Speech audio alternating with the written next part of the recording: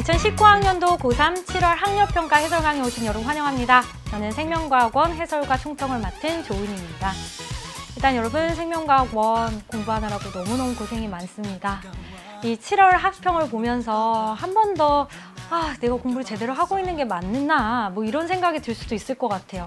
그만큼 좀 새로운 유형들의 문제가 나와서 그동안 열심히 문제풀이 했던 친구들도 당황해서 문제를 제대로 못 풀었을 수 있을 것 같아요. 그래서 난이도는 여러분 어려웠어요.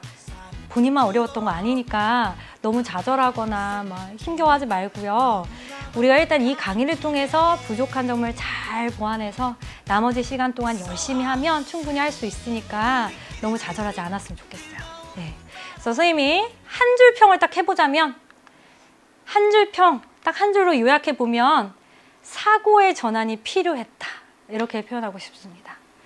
그러니까 우리가 기존에 풀었던 문제 방식으로 접근하려고 했다. 기존에 풀었던 문제와 비슷하게 출제됐겠지라고 하기에는 이번 합평에서 새로운 유형들이 많이 나왔고 서로 다른 주제들이 연관돼서 나온 문제들이 있어요. 특히 유전 파트에서요. 그래서 사고의 전환이 필요했던 좀 까다로운 난이도가 높은 문제들이 많이 출제가 됐습니다. 자, 그러면 그 문제들 우리가 하나씩 꼼꼼하게 총평과 해설을 통해서 분석을 해봐야겠죠. 그죠? 그래서 먼저 11번 문제부터 다시 보도록 하겠습니다. 11번 문제가 아마 처음 맞닥뜨린 고비 실현이었을 것 같아요. 이 11번은 독립유전이면서 다인자 유전 형질과 중간 유전 형질이 동시에 나왔어요. 우리가 기존의 기출문제에서는 다인자 유전과 중간 유전이 함께 나와도 그렇게 겁먹지 않았는데 이 문제가 그럼 왜 어려웠냐? 왜 어려웠냐면 각 세포에서 DNA 상대량 자료를 바탕으로 해서 세포의 핵상, 유전장을 유추하는 것이 매우 까다로웠어요. 근데 DNA 상대량 분석은 또 연습을 많이 했잖아요, 우리가. 그러니까 DNA 상대량 분석을 연습해서 거기서부터 힌트를 얻은 다음에 유전자형을 유추하는 과정에서 다인자 유전과 중간 유전의 특징을 섞어서 풀어야 되는 그런 문제였어요. 그러니까 융합 문제인 거죠. 지금까지는 따로따로 풀었지만 합쳐져서 나온 거죠. 그렇죠? 그래서 꽤 까다로운 문제였고, 그럼 15번 문제, 지난 6월 모평에서는 그 수축 문제가 안 나왔는데 선생님이 이제 나올 수 있다라고 그때 강조를 했죠. 그래서 근수축 문제가 나왔고 기존 기출과 유사했습니다. 그래서 선생님의 강의 중에 근육 꿀팁이 있는 강의, 약점 공략 꿀캐클의 15강에 그 꿀팁이 있죠. 그 꿀팁을 사용했으면 굉장히 빨리 풀었을 거예요. 그죠?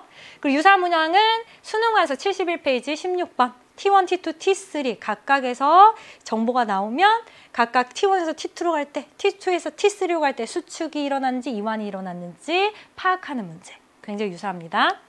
그리고 16번 문제. 독립유전에서 유전자를 유추하는 이 문제는 기존 기출 그리고 기존의 연계교재 문제와 유사했어요. 네. 그래서 어렵다고 지레 겁먹었으면 너무 아까웠을 문제예요. 그렇게 어렵지 않았어요. 그래서 유사 문항은 수능에서 35페이지 8번 문제가 되겠습니다. 이 문제 외에도 수능 완성에서 어떤 교배 결과에서 나타나는 표현형을 통해 그 부모의 유전자형을 유추해내는 문제 연습하는 게 굉장히 많이 나왔거든요. 그래서 수능 완성 아직까지 구입해서 풀지 않은 친구들 꼭 푸셔야 되겠어요. 그래서 연습 많이 하셔야 됩니다. 자, 그 다음 17번 A별식 혈액형 판정하는 문제인데 왜 신유형처럼 느껴졌을 것이냐? 왜 어려웠나?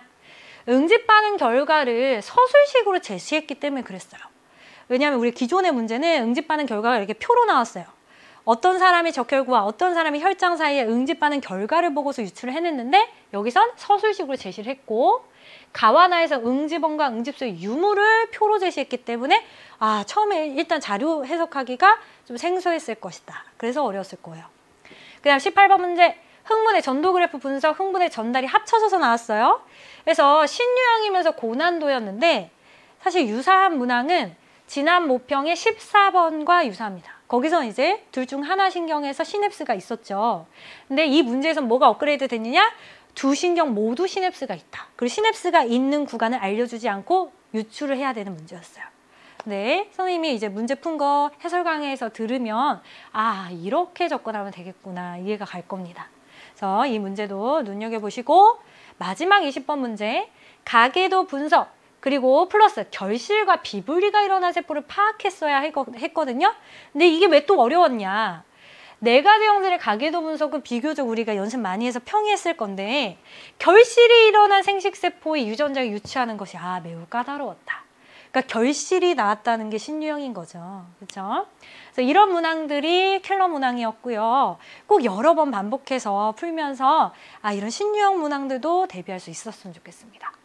그럼 우리가 남은 기간 동안, 특히 여름 동안 뭘 해야 되느냐? 먼저 기출문제, 수특, 수학, 문제풀이 충분히 또 다시 반복하셔야겠죠. 아직 한 번씩만 푼 친구도 있을 거예요. 아니면 수학 같은 경우는 아직 내신 준비하느라고 안 풀어본 친구도 있을 텐데 반복해서 풀이하도록 하고요.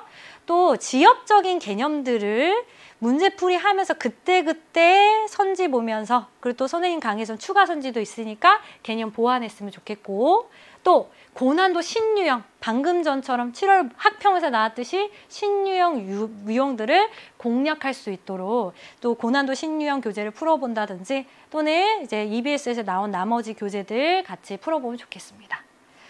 자, 그래서 여러분 총평은 이것으로 마치고 선생님과 이제 1번부터 이제 바로 또 시작하면 돼요. 그래서 총평 강의는 마쳤고 다음 강의, 해설 강의에서 꼼꼼하게 해설해 보도록 하겠습니다. 여러분 해설 강의에서 만날게요.